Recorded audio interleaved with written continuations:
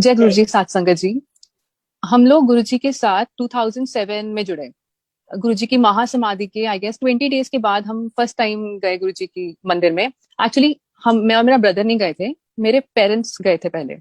जो हमारी family relatives ने पापा को बताया, हमारे घर में बहुत डिस्प्यूट चल रहा था। तो वो कहते कि एक बार तुम गुरु जी के मंदिर में जाके आओ, सब कुछ ठीक हो जाएगा। तो पापा मम्मा को पहले डाउट हुआ कि पता नहीं कौन सी जगह पे हमें लेके जा रहे हैं। तो हम बच्चों को एकदम से नहीं लेके जाएंगे, पहले हम जाके खुद से देखेंगे कि वो जगह है, हम बच्चों को लेके जा सकते हैं कि नहीं लेके जा सकते।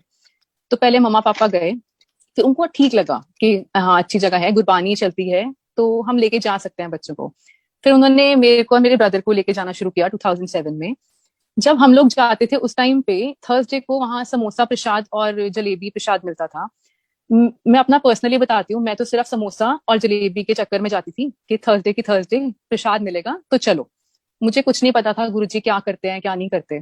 वहां जो गुरुजी का जलंधर मंदिर है, अंदर मेन मंदिर है, बाहर एक्वेरियम है गुरुजी का, वहां पड़ा हुआ है।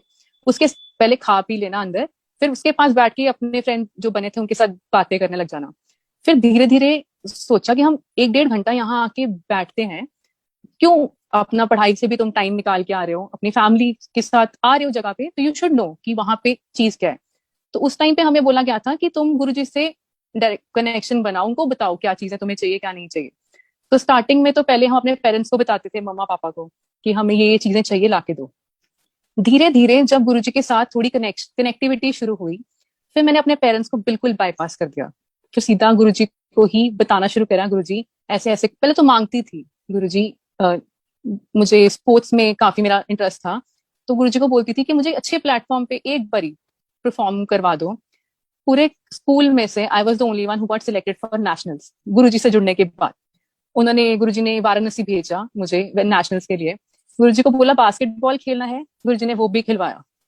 सब कुछ जो भी मुझे चाहिए था गुरुजी को सिर्फ बता, एक बार बात कर लो उनके साथ, वो 2 मिनट में बात मान जाते थे। तो मुझे लगा था कि शायद वो इसलिए मान जाते कि हम संगत बनने लग जाए उनकी। जोक्स अपार्ट की, मतलब उनके साथ ऐसे ही था कि फ्रेंड्स वाला मैंने रिलेशन शुरू कर लिया। फिर धीरे धीरे क्या हुआ कि मम्मा पापा भाई बहन किसी से कोई लेना देना नहीं, सारे के सारे रिश्ते गुरुजी के साथ। जब मेरा बहुत ज्यादा कनेक्शन बन गया, तो +2 का मेरा रिजल्ट आ गया था, मेरे सारे फ्रेंड्स ने बोला कि आप एडमिशन ले लो कहीं पे। तब गुरुजी के ऊपर ना मुझे बहुत ओवर कॉन्फिडेंट अभी भी है, तब ज्यादा था उस टाइम पे। तो मैं सबको यही बोलती थी कि तुम मुझे पूछना किसी ने कि तुम क्या कर रहे हो, तो मैंने कहना कि ऐश कर रही हूँ। जैसे गुरुजी, सुना था गुरुजी का कि गुरुजी कहते थे जा ऐश कर, मैंने सबको यही बोलना कि मैं तो ऐश कर रही हूँ।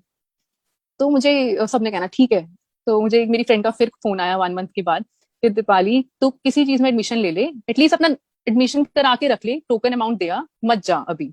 मैंने कहा तुम लो लाइनों में लग के एडमिशन, गुरुजी बैठे हैं, मुझे कुछ न कहीं ना कहीं तो सेटल कर ही देंगे, ड्रॉप नहीं कराते मुझे। धीरे धीरे टाइम निकला, मैंने नीट नीट का एग्जाम क्लियर नहीं हुआ, कुछ भी मेरा क्लियर नहीं हो रहा था। फिर धीरे धीरे जैसे टाइम पास हो रहा था, तो मुझे टेंशन होने लग गई। This is not what we call ash, सो जाओ उठ जाओ खा लो।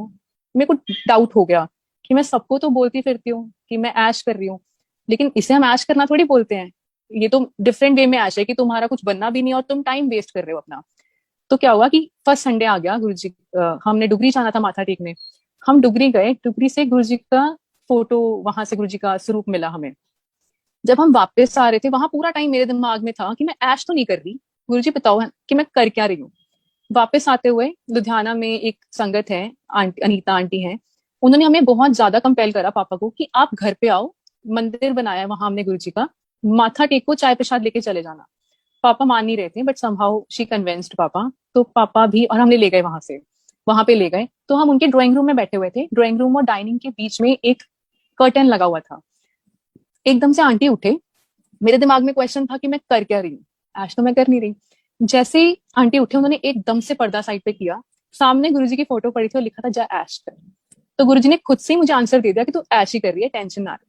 जब हम वहां माथा टेक के घर वापस आए, मैंने ड्राइंग रूम में गुरुजी की वो फोटो लगा दी। वेरी नेक्स्ट डे उसी फोटो की लाइन में अमृत वर्षा शुरू हो गई।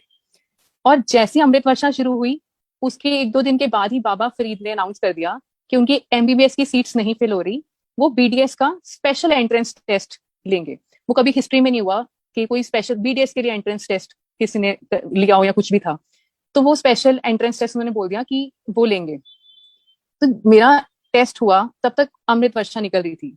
जब मेरी एडमिशन हो गई वहां पे, तो वहां जैसे मैं गई तो मम्मा का मुझे फोन आ गया, दीपाली अमृत वर्षा बंद, तेरे को सिर्फ भेजने के लिए वो आए थे, तेरे को डाउट था कि तू क्या कर रही है, तो वो तेरे को आराम से ऐश कराते हुए तेरे को अपनी डेस्टिनेशन पे पहुंचा के चले गए। तो जब हम अपनी एडमिशन के लिए, मैं बाबा फरीद यूनिवर्सिटी काउंसलिंग के लिए गई थी, तो वहां पे हम लोग पूरे प्रिपेयर थे कि ज्ञान सागर कॉलेज है, चंडीगढ़ रोड, चंडीगढ़ पटियाला में बेसिकली है, चंडीगढ़ के पास पड़ता है वो जगह। तो हम लोग, मैंने पापा को भी कन्विंस कर लिया था कि पापा मैं वहीं पे एडमिशन लूंगी और मैं कहीं एडमिशन नहीं लूंगी। मुझे था कि चंडीगढ़ भी घूमने को मिल जाएगा तो वहीं मैं रहूंगी। तो पापा ने भी वहां के रजिस्ट्रार से बात कर ली, वो कहते नो इशू, हम करा देंगे आपकी एडमिशन वहां पे। तो जैसे ही मैं उठने लगी थी अपनी टर्न के लिए, तभी पापा को फोन आ गया डॉक्टर नाथ का, भोजिया डेंटल कॉलेज के जो डीन थे उनका। कहते हैं गुड़िया ने एडमिशन ले ली। पापा कहते अभी जा रही है बस। वो कहते कौन कौन से कॉलेजेस खाली पड़े हुए हैं सीट्स। तो पापा ने 3-4 का नाम लिया। ज्ञान सागर उन्होंने पहले पापा के बोलते ही मना कर दिया, वहां नहीं भेजना। तो पापा ने मुझे मना किया। मैंने कहा पापा हम तो पूरा मन बना के आए हैं, आप ऐसे क्यों मना कर रहे हो। पापा कहते मेरे को उन्होंने बोल दिया है ज्ञान सागर तो बिल्कुल ही तो निकाल ही दे, वहां नहीं भेज रहा। उनका जब जेनेसिस का नाम लिया फिरोजपुर, तो उन्होंने कहा हाँ यहीं पे भेज दो। पहले तो मैंने बहुत मुश्किल से डिसाइड किया वहां जाने का, क्योंकि फिरोजपुर सिर्फ एटलस में सुना हुआ था, बॉर्डर एरिया है, कुछ नो डेवलपमेंट कुछ भी नहीं था वहां पे। तो मैं वहां चली गई, मतलब गुस्सा थी पापा से, सबसे, इनफैक्ट गुरुजी से भी थी कि आपने ऑन द स्पॉट मेरा प्लान चेंज कर दिया। लेकिन वो आंसर मुझे 3 इयर्स के बाद मिला। Three within I guess 2 साल के बाद ज्ञान सागर बंद हो गया। वहां के जितने भी बच्चे थे उनको इतना ज्यादा सफर करना पड़ा।